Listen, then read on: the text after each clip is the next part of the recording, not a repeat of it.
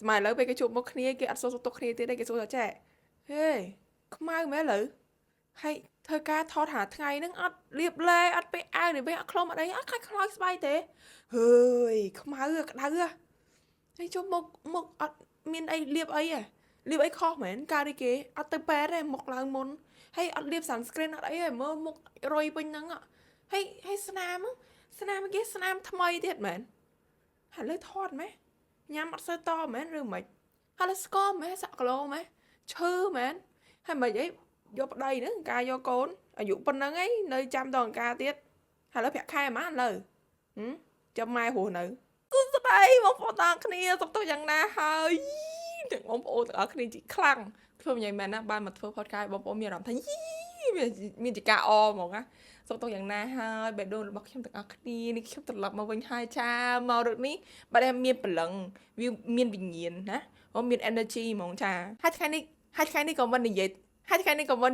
នឹកតែមាត់ដែរមានប្រធានបទមួយដែលចំណងជើងថាអ្វីដែលគួរនិយាយនិងអ្វីដែលមិនគួរនិយាយទៅកាន់បងប្អូនទាំងអស់គ្នាបន្ទាប់ពីបានស្ដាប់សំណួរដែលខ្ញុំសួរទាំងប្រមាណហ្នឹងហើយបងប្អូនយើងខ្លះប្រកាសជាឆ្ងល់គាត់ឆ្ងល់ដោយប៉ិតប្រកាសគាត់ឆ្ងល់ដោយស្មោះត្រង់គាត់ឆ្ងល់ថាហាឃើញសំណួរហ្នឹងសួរទៅបញ្ជាក់ថាយើងខ្វល់ខ្វាយពីគេពេលសួរទៅយើងបញ្ជាក់ថាយើងយកចិត្តទុកដាក់ជាមួយគេត្រូវអត់សួរទៅយើងចង់ដឹងសុខទុក្ខមិនចង់ដឹងថាជីវិតដល់ណាហើយបងប្អូនតែពេលខ្លះអាសំណួរទាំងអស់ហ្នឹងវាអត់គួរសួរឧទាហរណ៍ជួបគ្នាភ្លាមអូយធន់ម៉េះធន់ណានេះអូយធន់សាហាវហ្មងធន់អាក្រក់មែនលើសួរថាទាំងគេទាំងយើងឧទាហរណ៍ខ្ញុំឡើងគីឡូលងស្ពុល80 90គីឡូខ្ញុំឡើងស្អីសាក់ខ្ញុំគ្រូសាក់ចរាចរណ៍ហើយចឹងទៅខ្ញុំផឹកថ្នាំប៉ែតផងខ្ញុំជួសរោងខ្ញុំចាក់ថ្នាំផងចុះទៅខ្ញុំហើមដោយសារថ្នាំហើយលេងម្ដងអូយធំមែនអត់ថែខ្លួនទេនេះហើយទាំងដែលអត់ដឹងថាតើគេមានរឿងអីពីខាងក្រោយគេផងហើយយើងម្ដងមកយើងមកច្អល់គេមិនចេះមែនចូលមែនសួរថាតើសំណួរទាំងអស់ហ្នឹងវាល្អហ៎ប្រកាសទេពេលខ្លះយើងសួរទៅដើម្បីចង់ដឹងសុខទុក្ខប៉ុន្តែឧទាហរណ៍ថាខ្លួនខ្ញុំមានស្នាមខ្ញុំមានស្នាមវះធំនៅហើយគ្រាន់ឃើញអូយមិនក៏ស្នាមធំម៉ែកើតអីគេអើយកើតអីគេហ្នឹងធ្វើចឹងធ្វើ reaction អើយឈឺអើយហើយទាំងដែលយើងអត់ដឹងថាគេមានរឿងអីគេណាសួរអូយមិនបានបាក់ដៃបាក់ជើងកើតអីគេមិនបានបាត់កដៃហើយមិនបានបាត់កជើងកើតអីគេហើយឧទាហរណ៍ណាចោលចូលកោះផ្ទះចាប់ចម្រិតក្រុមគ្រួសារកាប់ដៃខ្ញុំចោលទៅអាហ្នឹងមិនជាអនុស្សាវរីយ៍ការចងចាំមួយមិនល្អហើយឲ្យយើងទៅសួរគេហ្នឹងសួរថាវាប៉ះពាល់ដួងចិត្តគេធ្វើឲ្យគេរំលឹករឿងអតីតកាលមិនល្អគេកើតឡើងពីព្រោះតែស្អីអ្នកនរគ្នាខ្ញុំធ្លាប់ឃើញណាមែនធំខ្ញុំធ្លាប់ឃើញមករហូតអីពេលធាត់គេថាធាត់ម៉េះឃើញ content creator ឬក៏តារាល្បីអីគ្រាន់គ្នាមានសាច់មានគេគ្នាឆាប់ប៊ីគេអីតិចគឺថាអូធាត់មែនមានកូនមែនចេះមួយចុះពីហើយបើអ្នកស្គមមែនស្គមខ្យល់បក់អាលុំ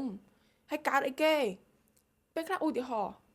ខ្ញុំណានិយាយរឿងបែបហួរឧទាហរណ៍ឲ្យរឿងប៉ិតហ្មង depression ណានៅពេលដែលមនុស្ស depress ណាទី1អាចថានៅពេលដែលកាន់តែ depress ទៅញ៉ាំ stress គាត់ទៅ stress ញ៉ាំគេការខ្ញុំ depression ណាខ្ញុំធាត់ខ្លាំងមែនចិត្ត80គីឡូ70គីឡូជាងធាត់ខ្លាំងឡើងស្ពុលហ្មងមើលដឹងខ្ញុំមានរូបគាត់ខ្ញុំដាច់មើលស្ពុលហ្មង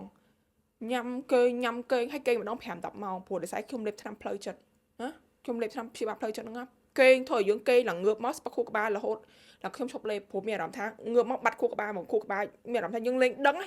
ងថាក្នុងក្បាលយើងវាមានអីហើយអញ្ចឹងធ្វើឲ្យខ្ញុំធាត់ខ្លាំងមែនតើហើយបើមកភ័ក្រខ្ញុំមួយទៀតនោះ depression ដែរតែគ្នាស្គមមានទូដូចចកអញ្ចឹងស្គមហើយមើលមកមនុស្សឈឺហ្មងហើយជួបគេនិយាយអូយទៅស្គមម៉ែអត់ញ៉ាំបាយប្រឹងញ៉ាំបាយមកភ័ក្រខ្ញុំមកញ៉ាំជាងខ្ញុំគុណនឹង2ខ្ញុំនិយាយមែនប៉ុន្តែឈាមគ្នាគេនឹងគេខ្មែរគេហៅឈាមក្តៅអីហ្នឹងញ៉ាំមិនងាយធាត់ទេហើយខ្ញុំនេះផឹកទឹកក៏ធាត់ដែរហើយអញ្ចឹងសម័យមើលហេតុអីបានគ្រាន់តែមនុស្ស depression 2នាក់ depression ដូចគ្នាណាហេតុអីក៏រាងកាយយើងហ្នឹងវាបញ្ចេញប្រតិកម្មខុសគ្នាហើយសួរថានៅពេលដែលយើងទៅសួរសំណួរទាំងអស់ហ្នឹងវាអាចនឹងទៅប៉ះពាល់គេអត់ខ្ញុំចង់រំលែកទៅកាន់បងប្អូនមួយអំពីដំណើរនៃការក្លាយទៅជាអ្នកផលិតមាតិកាដំណើរនៃការក្លាយទៅជា content creator របស់ខ្ញុំណា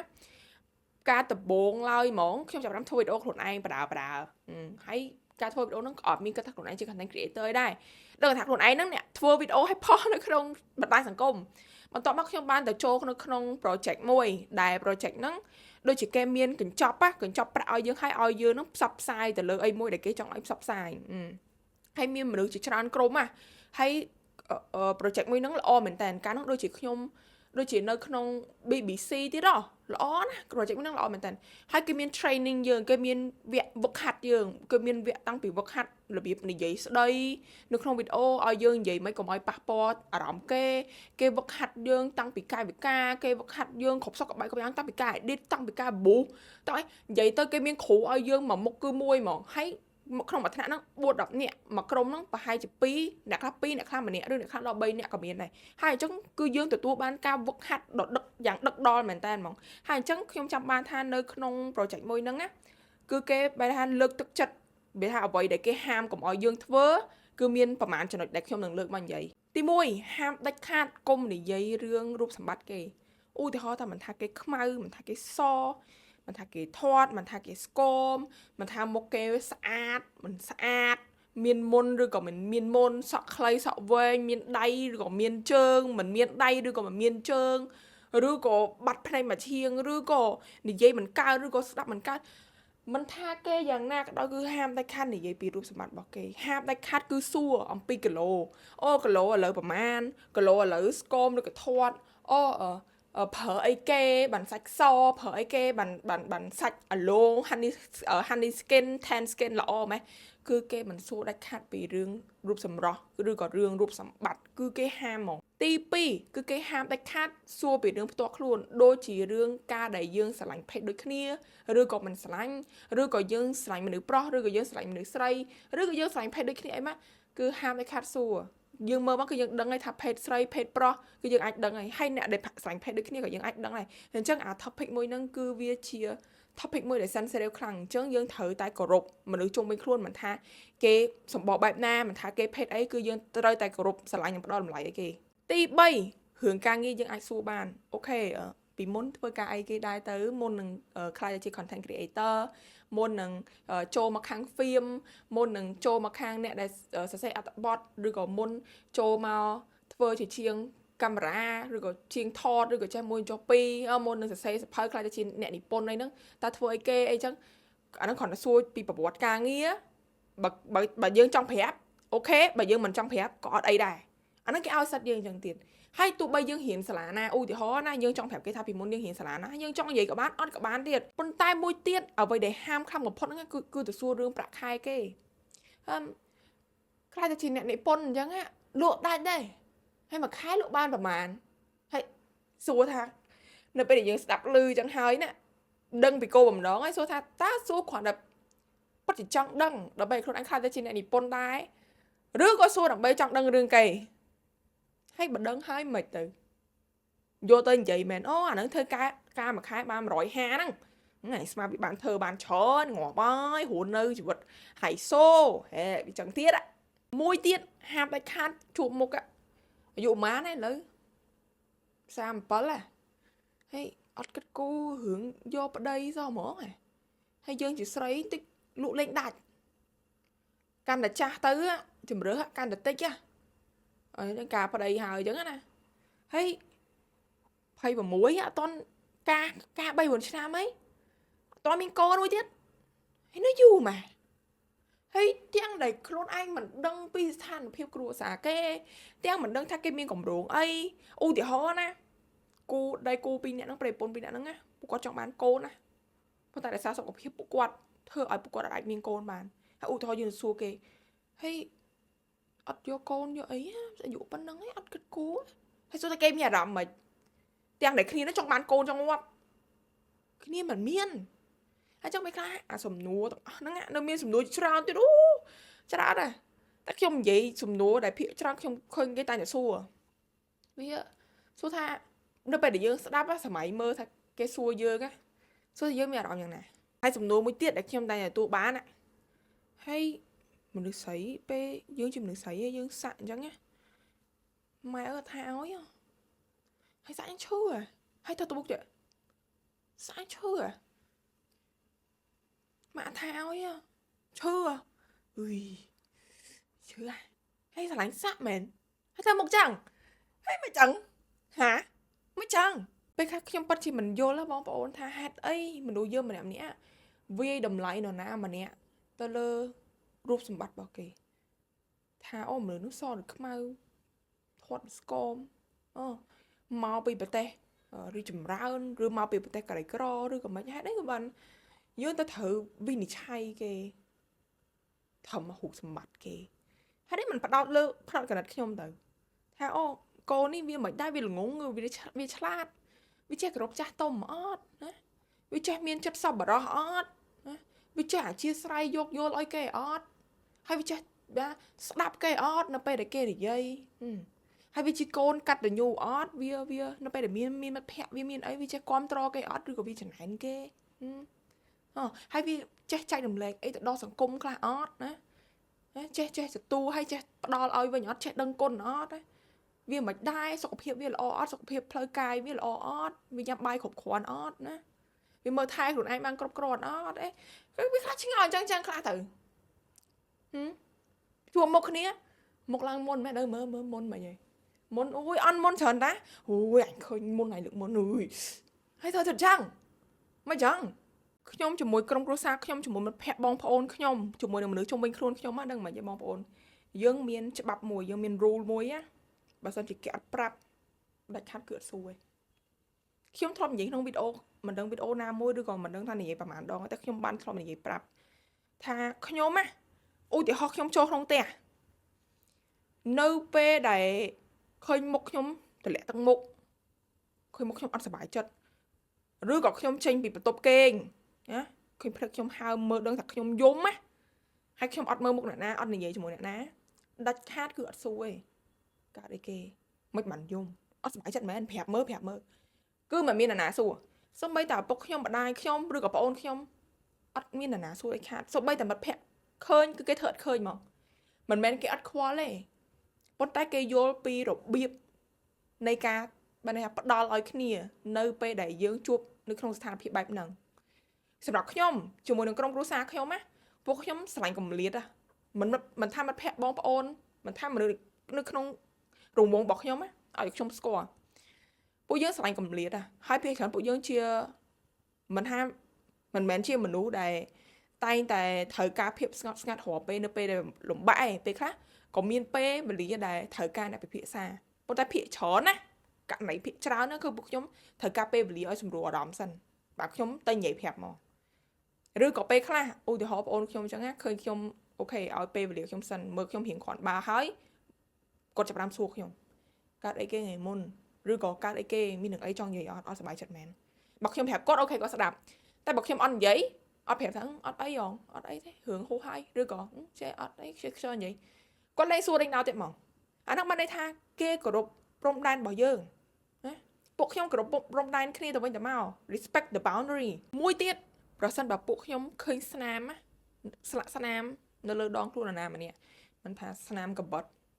មុតដូចកបិតមិនថាស្នាមទៅវះកាត់ដេងទៅមិនថាស្នាមអាលៀកភ្លើងមិនថាស្នាមអីក៏ដោយចង់ឆោតមុខក៏ដោយចង់បាត់ម្រាមដៃ4 5ឬក៏ចង់បាត់កជើងក៏ដោយបាត់អីក៏ដោយគឺឃើញគឺធ្វើអត់ឃើញហ្មងឃើញគឺយើងធ្វើអត់ឃើញបានន័យថាពួកខ្ញុំដឹងថាស្លាកស្នាមនីមួយគឺវាមានហេតុមានផលហើយវាមានសាច់រឿងនៅពីក្រោយស្នាមមួយហ្នឹងសូម្បីតែសាក់មនុស្សដែលគេអត់សាក់គេអត់យល់ទេថាមនុស្សដែលសាក់ហ្នឹងពេលខ្លះគេសាក់ដោយសារគេស្រឡាញ់ពេលខ្លះគេសាក់ដោយសារគេមានអត្ថន័យអីមួយខ្ញុំស្គាល់មនុស្សប្រហែលនេះជាមនុស្សស្រីដែលគាត់ត្រូវបានគេបៀតបៀនរាងកាយរបស់គាត់ធ្ងន់ធ្ងរយើងអត់និយាយថាធ្ងន់ធ្ងរអញ្ចឹងគាត់ទៅសាក់រូបណាមួយហើយខ្ញុំស្គាល់មនុស្សប្រុសទៀតប្រហែលនេះដែលគាត់មានបាត់ផ្លូវចិត្តខ្លាំងហើយគាត់ធ្លាប់សម្រាប់ខ្លួនប៉ុន្តែអត់ជោគជ័យប៉ុន្តែនៅពេលដែលគាត់ survive នៅពេលដែលគាត់រួចខ្លួនបានរួចខ្លួនហើយបានមានជីវិតម្ដងទៀតហើយគាត់ចាប់ផ្ដើមព្យាបាលស្នាមបួនផ្លូវចិត្តគាត់ទៅសាក់ដើម្បីជាសញ្ញាមួយឬក៏ជាអនុស្សាវរីយ៍មួយបញ្ជាក់ថាអូ I survive បានន័យថាខ្ញុំរួចជីវិតហើយមនុស្សស្រីហ្នឹងដែលសាក់ហ្នឹងក៏ដូចគ្នាហ្នឹងសិតអត្តន័យឧទាហរណ៍មិនសាក់ ơi hayจะសាច់យើងអត់ស្ដាយសាច់ទេទលប់នឹងតែផ្លែហើយទាំងយើងណាពេលខ្លះហើយយើងអត់ទាំងដឹងថាជីវិតគេនឹងគេជួបរឿងអ្វីមានរឿងអ្វីចាំមិនថាពេលខ្លះអ្វីដែលយើងគួរនិយាយគួរសួរចាំយើងនិយាយចាំយើងសួរមនុស្សយើងណាប្រកាសហើយយើងតែងតែមានចិត្តមួយឬក៏ផ្នត់គំនិតមួយដែលតែងតែចង់ដឹងដើម្បីឲ្យស្គាល់គេកាន់តែច្បាស់ប៉ុន្តែរឿងខ្លះយើងអត់ដឹងក៏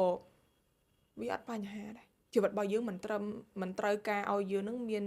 ចម្លើយគ្រប់ចម្លើយទៅអត់ខ្ញុំមានមិត្តភក្តិខ្ញុំប្រហែលនេះដែលស្គាល់គ្នា2-3ឆ្នាំតែស្គាល់គ្នាតែចិត្តស្និទ្ធមិនស្និទ្ធដល់មិត្តភក្តិ4-10ឆ្នាំទេហើយ2-3ឆ្នាំយើងទៅរកអាគ្នាអញ្ចឹងណាប៉ុន្តែពេលខ្លះខ្ញុំអត់ដែលដឹងថា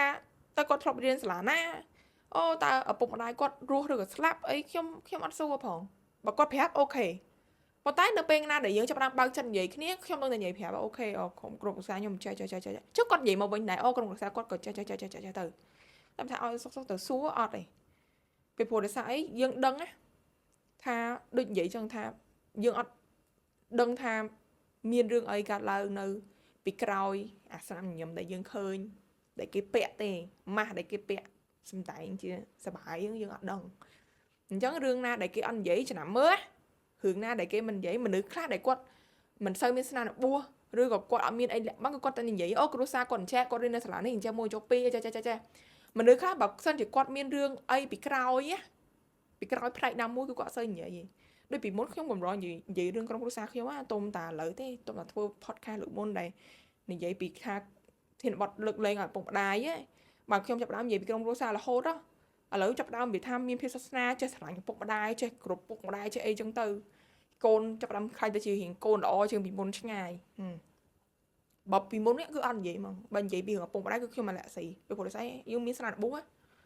និយាយពីរឿងក្រុមគ្រួសារគឺលោតមកពឹបពេលខ្លះយំចឹងទៅមិនក៏មានដែរហើយចឹងមិនថាពេលខ្លះសំណួរដែលយើងអត់គួរដឹងយើងមិនដឹងទេព្រោះវាជារឿងផ្ទាល់ខ្លួនគេចំណុចមួយទៀតដែលខ្ញុំគិតថាយើងមិនគួរទៅសួរឬក៏លើកទៅនិយាយឧទាហរណ៍ថាយើងដឹងថានរណាម្នាក់គាត់ធ្លាប់ធ្វើខុសណាឧទាហរណ៍ថាគាត់ធ្លាប់ឆក់គេចឹងទៅធ្វើជាចោលឬក៏គាត់ធ្លាប់លួចគេគាត់ធ្លាប់ធ្វើជាជនពាលគាត់ធ្លាប់ធ្វើរឿងណាមួយដែលមិនត្រឹមត្រូវណាឧទាហរណ៍ថាឥឡូវនោះគាត់បានកែប្រែហើយគាត់បានផ្លាស់ប្ដូរជីវិតគាត់ខ្លាចជា CEO ចឹងទៅខ្លាចមនុស្សជោគជ័យចឹងទៅណាគាត់ដូចថាគាត់ពីមុនគាត់ធ្លាប់ជាមនុស្សក្បត់អីណាដល់ពេលឥឡូវគាត់កែប្រែទៅជាមនុស្សល្អគាត់មានប្រពន្ធល្អហើយគាត់ក៏ជាប្តីល្អគាត់មានប្តីល្អហើយគាត់ក៏ខ្លាចទៅជាប្រពន្ធល្អណាកំហុសអតីតកាលរបស់មនុស្សម្នាក់ខ្ញុំគាត់ថាយើងអត់គួរយកមកនិយាយឧទាហរណ៍មួយនឹងទៅមុនលួចរបស់គេហ្នឹងឥឡូវល្អស្អីវាខ្ញុំជឿថាវាកែប្រែមនុស្សអីគេស្អីគេអូយខ្ញុំធ្លាប់មានមិត្តភក្តិខ្ញុំអតីតមិត្តភក្តិខ្ញុំគាត់ធ្លាប់ថាខ្ញុំហើយនិយាយទៅកាន់មិត្តភក្តិខ្ញុំម្នាក់ទៀតណានៅពេលដែលខ្ញុំចាប់ផ្ដើមលូតលាស់ហើយគាត់បាននិយាយថាចេះអញចាំមើលវាបានប៉ុន្មានវាមនុស្សធម្មតាមនុស្សវាហ្នឹងមិនងាយផ្លិចកណើតវាមិនយូរប៉ុន្មានបកទៅកន្លែងវាធ្លាប់នៅវិញហើយមិត្តភក្តិគ្នាដើរមួយគ្នានឹងសិក្សាមែនតើហ្មងណាមិនដែរនិយាយមែនមិនដែរមុខពូលហ្មងគឺមិនដែរខ្ញុំមិនដែរខ្ញុំបីតែនិយាយអាក្រក់ឬក៏ឆ្លោះគ្នាជាមួយគាត់ស្បីម្ដងណាតែគាត់បាននិយាយដាក់យើងអញ្ចឹងណាមនុស្សវាមិនចេះផ្លិចកណើតវាទេអីតាណាណៃឆ្កុយហើយគាត់ហ្មងថាមនុស្សយើងគឺមិនអាចនឹងកែប្រែហ្មងមិនថាកំហុសធំមិនថាកំហុសតូចអ្នកខាងហ្នឹងកំហុសគេតែប៉ុណ្្នេះទេធ្វើនៅកំហុសគេនោះដូចពាក់កណ្ដាលផែនដីហើយគូម៉ែហើយខ្ញុំចំណាំមើលមនុស្សប្រភេទហ្នឹងណារីចម្រើនអត់លឿនដល់មនុស្សដែលត្រូវគេនិយាយថាឲ្យឯងពីព្រោះខ្ញុំជឿហ្មងណាខ្ញុំមិនពេលខ្លះហ្នឹងមនុស្សដែលគេអត់បកស្រាយមនុស្សដែលគេអត់និយាយហ្នឹងវាអាចមានពីរទី1ហ្នឹងគេអាចថាគេខ្ជិលព្រោះគេអត់មានអីត្រូវបញ្ជាក់ផងអ្នកណាយល់ពីខ្ញុំអ្នកណាព្យាយាមបើកចិត្តយល់ពីខ្ញុំពួកគាត់នឹងដឹងពួកគាត់នឹងស្ដាប់ហេតុផលខ្ញុំតែម្ដងឯងពួកគាត់នឹងដឹងថាខ្ញុំជាមនុស្សបែបណាអញ្ចឹងគាត់អត់វិនិច្ឆ័យខ្ញុំងាយទេអញ្ចឹងខ្ញុំអត់ចាំបាច់និយាយច្រើនតែប្រភេទមនុស្សមួយទៀតគឺខ្លួនឯងខុសខ្លួនឯងជាអ្នកបង្កើតកំហុសខ្លួនឯងជាអ្នកធ្វើខុសជឿទៅអត់ចង់បកស្រាយតែបកស្រាយទៅខាត់ចន់កែងខ្លួនឯងវាអញ្ចឹងប៉ុន្តែសម្រាប់ខ្ញុំណាខ្ញុំគិតថាខ្ញុំអត់មិនមែនជាមនុស្សដែលកែបកស្រាយផង ដូចខ្ញុំចាំបានវីដេអូខ្ញុំផុសជាមួយមិត្តភក្តិប្រុសខ្ញុំបានធ្លាប់និយាយថាមិត្តភក្តិចិត្តស្និទ្ធរបស់ខ្ញុំពេលនោះខ្ញុំនិយាយពីវីដេអូណាវីដេអូស្តង់ដាខ្ញុំបាននិយាយថាមិត្តភក្តិចិត្តខ្ញុំបាននិយាយថាការកំណត់ស្តង់ដាឬក៏ព្រំដែនមិនមែនស្តង់ដាការកំណត់ព្រំដែនជាមួយមនុស្សប្រុសមិត្តភក្តិរបស់ខ្លួនឯងមិត្តភក្តិជាមនុស្សប្រុសឬក៏ក្រុមការងារជាមនុស្សប្រុសឬក៏គ្រូឬក៏មេឬក៏នរណាក៏ដោយណាយើងជាមនុស្សស្រីហាមលេងប៉ះដៃប៉ះជើងអីអញ្ចឹងទៅយើងត្រូវ respect ដៃគូរបស់យើងត្រូវគោរពដៃគូរបស់យើងលេងខ្ញុំផុសវីដេអូមួយផ្ទុះ 200k ជាងជាមួយមិត្តភក្តិចិត្តស្និទ្ធរបស់ខ្ញុំហើយក្នុងវីដេអូនោះខ្ញុំនិយាយទៀតថាបើមិត្តភក្តិចិត្តស្និទ្ធរបស់ខ្ញុំ3នាក់ហ្នឹងថាខ្ញុំហាមទៀតមិនមែនខ្ញុំហាមទេខ្ញុំនិយាយថាខ្លួនឯងហ្នឹងហាមខ្លួនឯងទៀតកុំឲ្យទទួលកាដូពីមនុស្សប្រុសណាក្រៅពីមិត្តភក្តិចិត្តស្និទ្ធប្រហែលអ្នកហ្នឹងហាមទទួលកាដូពីមនុស្សប្រុសព្រោះតែស្អីខ្ញុំខ្លាចគេស្រឡាញ់ខ្ញុំខ្លាចគេលួចស្រឡាញ់ខ្ញុំហើយគេឲ្យខ្ញុំហ្នឹងនៅក្នុងគោលបំណងណាមួយហើយនៅពេលដែលខ្ញុំទទួលហ្នឹងបានន័យថាខ្ញុំទទួលក្តីស្រឡាញ់គេឬក៏ផ្ដល់ក្តីខំឲ្យគេហើយវាចឹងទៀតហើយដល់ពេលខ្ញុំផុសវីដេអូមិត្តភក្តិខ្ញុំហ្នឹងក៏ថើបថ្ពល់ខ្ញុំកាលហ្នឹងគ្រូកណ្ដៅទៅណាគាត់ថើបថ្ពល់យើងសិក្សាអីចឹងទៅមានមនុស្សជាច្រើនណាគាត់អត់ពេញចិត្តគាត់ថាមិនក៏យើងមានដៃគូហើយយើងនឹងចុះមួយទៀតចុះច្រើនមែនតើចង់ផ្ទុះទូរស័ព្ទហើយសួរខ្ញុំខឹងអត់ដែលពួកគាត់មានផ្នែកនៅខលពីខ្ញុំអត់ផងពីព្រោះតែស្អីខ្ញុំគ្រាន់តែចាប់បាន comment មួយគាត់និយាយចេះគ្មានទេវាមិនដែរបងប្អូនប្រុសស្រីណាក៏ដោយគាត់មិនដែរឃើញទេថាសុកប្អូនប្រុសឬក៏បងប្រុសម្ដងថើបប្អូនស្រីដូចមិត្តភក្តិខ្ញុំថើបខ្ញុំអញ្ចឹងហើយអ្នកឯងស្គាល់ខ្ញុំមិននៅស្គាល់ខ្ញុំជាមួយនឹងក្រុមគ្រួសារខ្ញុំតាំងពីពេលណា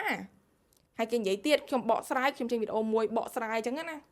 ហើយខ្ញុំនិយាយទៀតខ្ញុំថាដោយសារតែទំនៀមទម្លាប់ប្រពៃនៃក្រុមគ្រួសារខ្ញុំហ្នឹងវាមិនមែនតឹងតែងពេកទេឪពុកខ្ញុំហ្នឹងគាត់ក៏ថតទៅរស់នៅសហរដ្ឋអាមេរិកដែរអញ្ចឹងពួកយើងហ្នឹងមិនមែនខ្មែរ 100% ដែលថាត្រូវតែមនុស្សប្រុសជាមួយមនុស្សស្រីដូចជំនាន់ដើមធัวភ័ក្រគ្នាមិនបាននិយាយគ្នាប៉ះដៃគ្នាមិនបានអីទេហើយខ្ញុំជាមួយមិត្តភក្តិខ្ញុំប្រហែលអ្នកហ្នឹងគឺស្និទ្ធស្នាលដូចបងប្អូនអញ្ចឹងគេស្គាល់គ្នារាប់ឆ្នាំហើយអ្នកខ្លះគេនិយាយថាពាក្យបងប្អូនហ្នឹងណាតែស្អីគេនិយាយថាវាមិនដែរបងប្អូនគេក៏ដោយគេមិនស្និទ្ធស្នាលអញ្ចឹងផងទោះបីបងប្អូនបង្កើតក៏ដោយហើយបងប្អូនថើបគ្នាហ្នឹងបានន័យថាមិនគេងជាមួយគ្នាដេកជាមួយគ្នាមិនមែនថើបគ្នាហ្នឹងបងប្អូនហើយតែគាត់តែបងប្អូនថើបគ្នាគ្រួសារស្រឡាញ់គ្នាអត់បានដូចខ្ញុំបាននិយាយវីដេអូមុនអញ្ចឹងថាខ្ញុំអត់គិតថានរណាខុសនៅពេលដែលគេបញ្ចេញមតិខុសពីខ្ញុំណា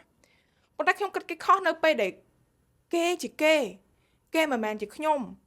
គេអត់ប្រើជីវិតដូចខ្ញុំហើយខ្ញុំអត់ចង់ប្រើជីវិតដូចគេទេខ្ញុំអត់ចង់រស់នៅដូចអ្នកឯងទេដែលអត់មានភាពស្នេហ៍ជាមួយបងប្អូនណា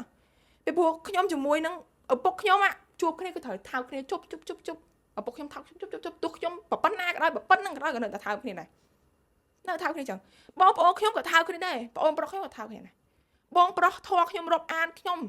ក៏ថើបពណ៌ជប់ចឹងអត់មានថើបមកទេគ្រាន់ថើបពណ៌ជប់ហ្នឹងក្តីស្រឡាញ់ហើយមានអ្នកខ្លះគាត់ថាគ្មាននៅស្រុកអាមេរិកហ្នឹងគ្មានអ្នកណាគេទៅថើបគ្នាចឹងកុំមកយល់ទេអាហ្នឹងមានតែខាងអឺរ៉ុបទេអាខាងអឺរ៉ុបក៏ខាងអឺរ៉ុបទៅចង់ថាខាងឥណ្ឌាគេថើបគ្នាក៏ខ្ញុំថាអូខេដែរយល់អត់ពីព្រោះតែស្អីបងប្អូនអត់ទាំងស្គាល់ខ្ញុំផងហេតុអីក៏មកវិនិច្ឆ័យយល់ខ្ញុំពិតជាយល់មែនថាជីវិតភក្តិក៏ដោយហេតុអីក៏យើងមិនគោរពដៃគូយើងឲ្យមនុស្សប្រុសហ្នឹងយើងអត់ទាំងដឹងហងគេលួចស្រឡាញ់យើងអីណាណី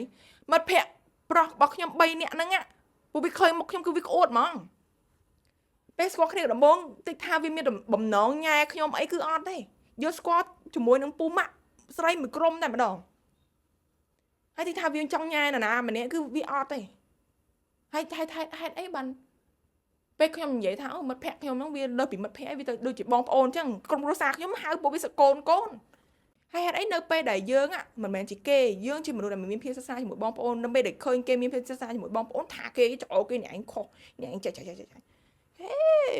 ហើយបន្ទាប់ពីលឺសំណួរប្រហែលចំណុចហ្នឹងយើងប្រកាសជាឆ្ងល់ថាហេតុអីបានគេសួរសំណួរហ្នឹងមកកាន់យើងទៅអីហេតុអីបានគេសួរយើងធាត់ម៉េចយើងឡើងមុនម៉េចយើងខ្មៅម៉េចឬក៏យើងចេះមែនចុះម៉េចខ្ញុំបានរកចម្លើយឃើញថាមនុស្សយើងម្នាក់នៅពេលដែលយើងបញ្ចេញអាកប្បកិរិយាឬក៏យើងសម្រេចចិត្តធ្វើឲ្យមួយឬក៏យើងនិយាយឬក៏យើងរស់នៅបែបណាទាំងអស់ហ្នឹងវាគ្រាន់ជាកញ្ចក់ឆ្លុះបញ្ចាំងពីខាងក្នុងខ្លួនយើងឯងហេតុអីខ្ញុំនិយាយចឹងខ្ញុំយកខ្លួនឯងធ្វើសាកសីហ្មងខ្ញុំចាំបានការហ្នឹងខ្ញុំរៀងឡើងគីឡូខ្ញុំស្រកគីឡូហើយខ្ញុំស្រកពី70គីឡូជាង80គីឡូហ្នឹងឯងមកស60ពី67 68ចុះក្រោមធ្លាក់សល់ប៉ុណ្្នឹងហើយ ប៉ុន្តែនៅពេលដែលខ្ញុំចាប់ផ្ដើមញ៉ាំអីរបស់ផ្អែមខ្ញុំរៀងហើមណាមានអារម្មណ៍ថាខ្លួនឯងហើមមុខតិចណានៅពេលដែលខ្ញុំឃើញគេញ៉ាំអីណាដូចថាញ៉ាំអីរបស់ផ្អែមពេកឬក៏ញ៉ាំច្រើនពេកឬក៏មិនខ្ញុំនិយាយហ្មងអើយកុំញ៉ាំផ្អែមពេកអានឹងឡើងគីឡូហើយខ្ញុំភ្ញាក់វិញហ្មងខ្ញុំភ្ញាក់ហ្មងខ្ញុំថាហើយមិនបានខ្លួនឯងទៅវិនិច្ឆ័យពីរបស់ដែលគេញ៉ាំហើយបើគេចង់ញ៉ាំផ្អែមទៅថៃហេតុអីបានយើងនិយាយចឹងទឹកខ្ញុំនឹកឃើញហ្មងខ្ញុំដឹងហ្មងខ្ញុំថាក៏ប៉ុន្តែខ្លួនឯងនឹង insecure តាខ្លួនឯងហ្នឹងកំពុងតែអត់មានភាពជាក់នៅលើរាងកាយរបស់ខ្លួនឯងពីព្រោះខ្ញុំចំណាំបានណាថាឥឡូវទោះមិនថាខ្ញុំឡើងគីឡូឬក៏មិនថាខ្ញុំស្រកគីឡូឬក៏ថាខ្មៅសមានមុនអត់មុនបងប្អូនឃើញវីដេអូមុនខ្ទុះប៉ុនមេដៃនោះខ្ញុំអត់មានថាឲ្យខ្លួនឯងថាមុខអុយមិនអីខ្ញុំអត់ទេហើយដល់ពេលខ្ញុំអត់វិនិច្ឆ័យខ្លួនឯងខ្ញុំអត់ចុចខ្លួនឯងខ្ញុំទទួលយកខ្លួនឯងជាខ្លួនឯងអញ្ចឹងខ្ញុំក៏នៅពេលដែលអ្នកដតីគេសឬខ្មៅធាត់ឬស្គរមុខមុនមានដៃអត់ដៃមានជើងឬអត់ជើងក៏ខ្ញុំអត់វិនិច្ឆ័យគេដែរ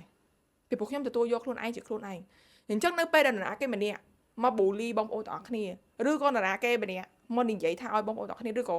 សួរបងប្អូនទាំងអស់គ្នាធ្វើឲ្យសំណួរជាសំណួរមួយដែលធ្វើឲ្យយើងមានអារម្មណ៍ថា trigger យើងអត់សនុកខាងក្នុងចិត្តណាបងប្អូនត្រូវប្រាប់ខ្លួនឯងថាចេះ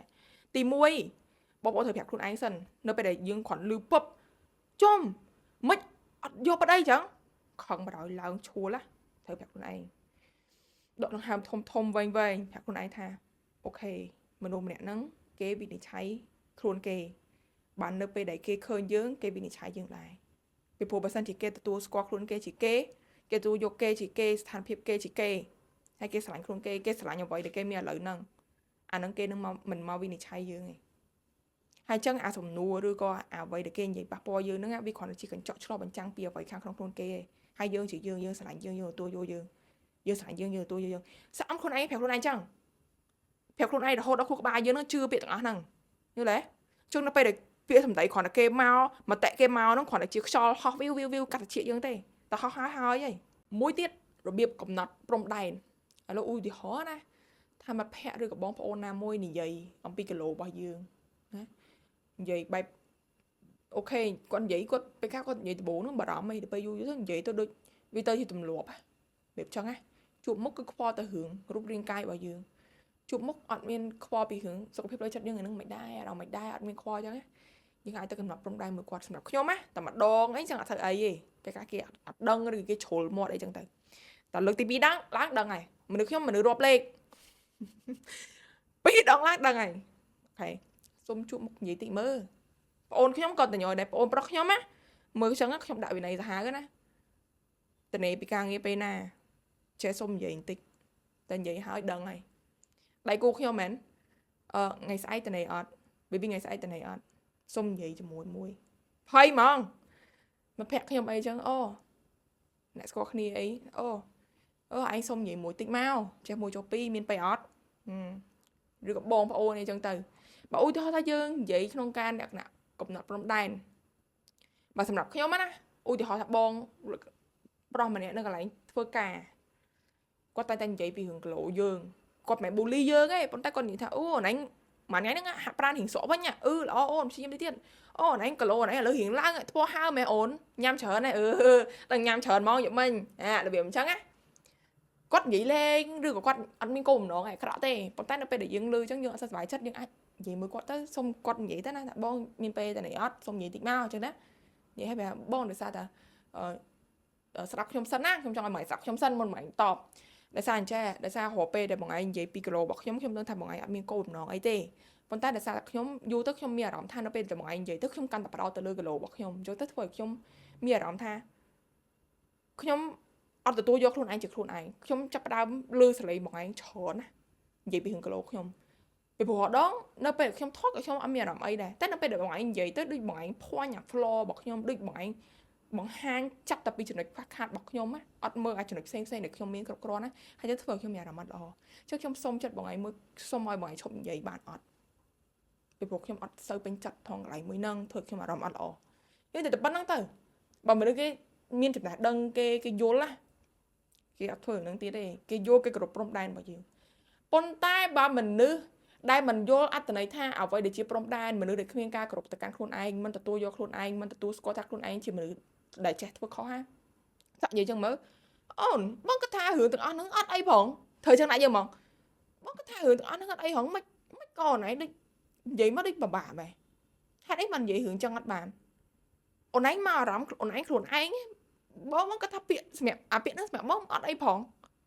ព្រំដែននេះគេអូនមនុស្សស្គាល់គ្នាចាំបាច់មានព្រំដែនណា